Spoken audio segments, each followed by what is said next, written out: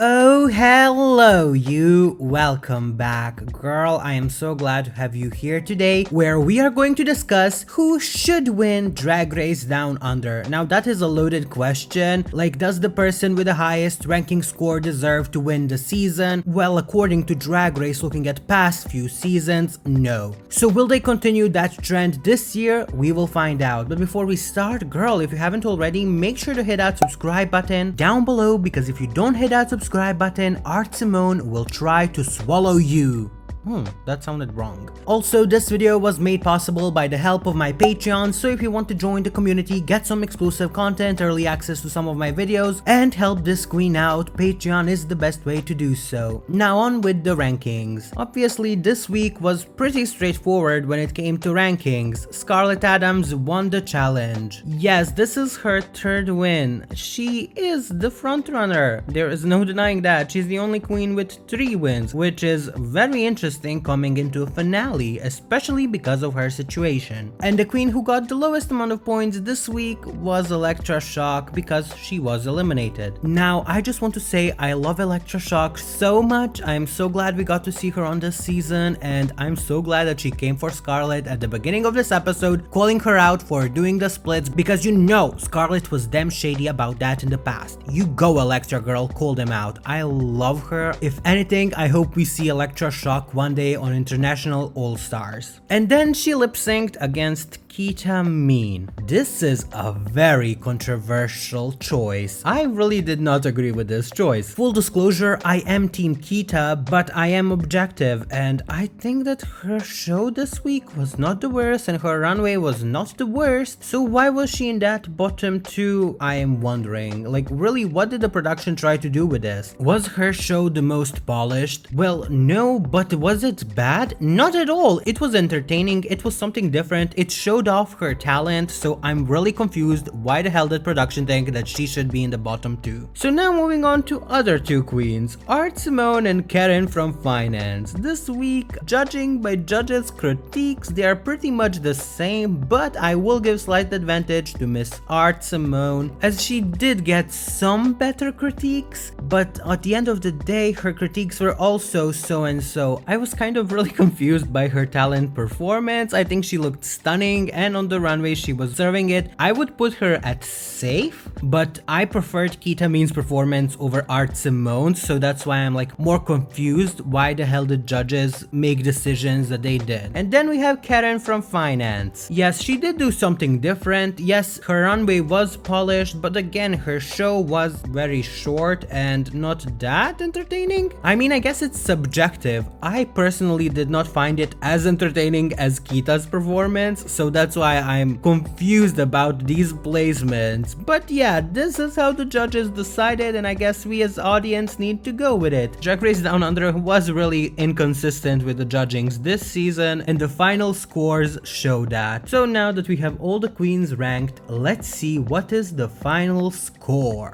Bam! These are the new final scores. So queens rank like this. In the last place we have Jojo Zaho, followed by Coco Jumbo, followed by Maxi Shields, and now we have Elektra Shock. Even though I loved Elektra this season and I feel like she was robbed of few placements, like her lip syncing on episode 3 was complete bull, but whatever, because she was 3 times in the bottom 2, that kind of brings her score down and puts her at the 7th place. Then following Elektra we have etc, and then we actually have a tie. In the 4th and 5th place we have Miss Anita, Wigl'it, and Karen from Finance. The thing that is keeping Karen from Finance's score afloat is that the judges keep saving her. After her win on episode 1, she really has gone under the radar, nothing too impressive. And from what I'm seeing online, fans are really not reacting well on her placements, and they think that she should have been in the bottom few more times than she actually was. Then following her, in the 3rd place, we have Miss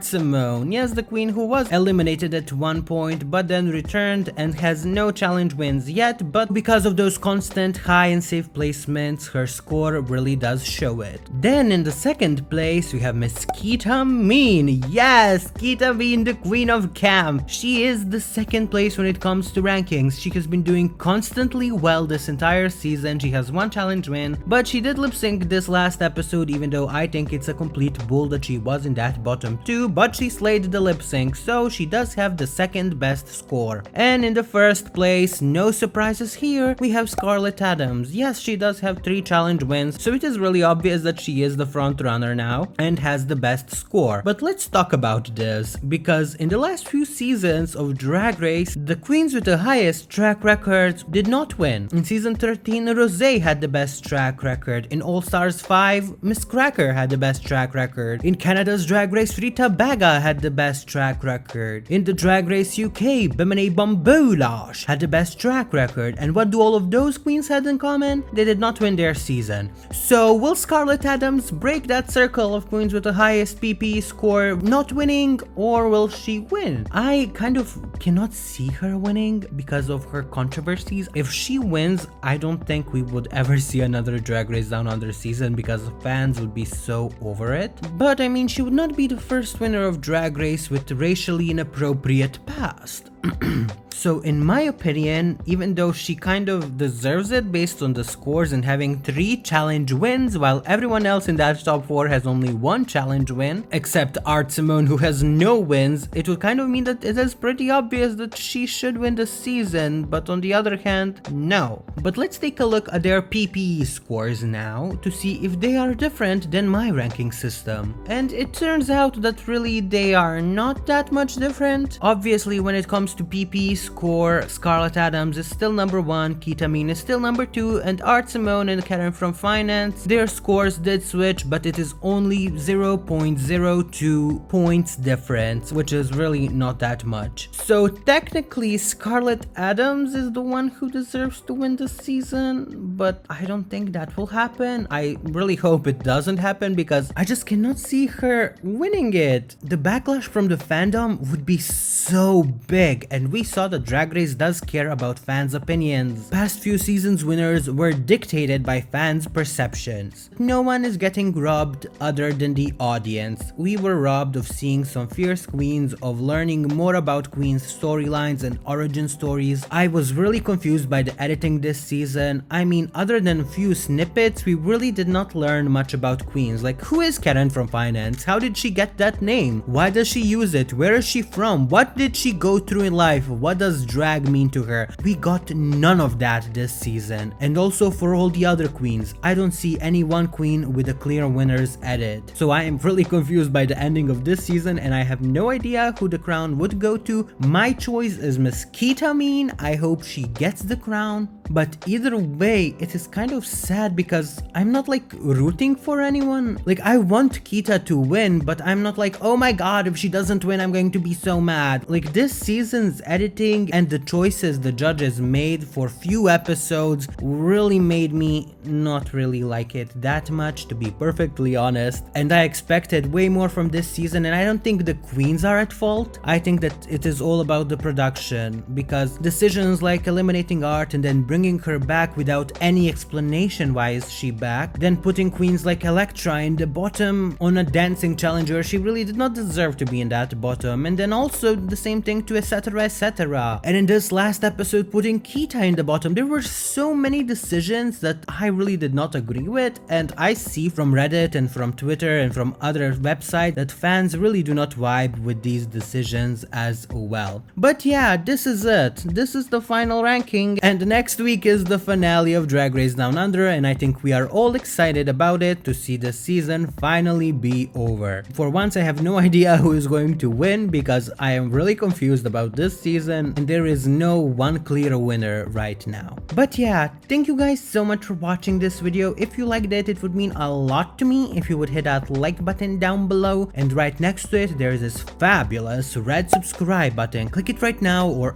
Simone will try to swallow you too. Also, a big thanks to all of my Patreons, all of the new Patreons that joined this week. Thank you so much for coming aboard and supporting this queen in her journey. It really does mean so much to me. Thank you so much to my Star Drag supporters and to my Gold Drag supporters, Pierre Cherie and Sebastian Wolf, and a very special thanks to my Diamond Drag supporter, Alexander Morelli. Thank you so much for your donation and for joining this Patreon community and helping this queen out so much. I am so grateful for you, Alexander, and everyone else on my Patreon. If you want to become a Patreon too, the link is down below. You will get some early access to my videos, some exclusive content and bonus videos, plus you will be helping this queen out a lot. But yeah, that is it for this video. Guys, remember to stay kind in this community. Go send a lovely message to Miss Elektra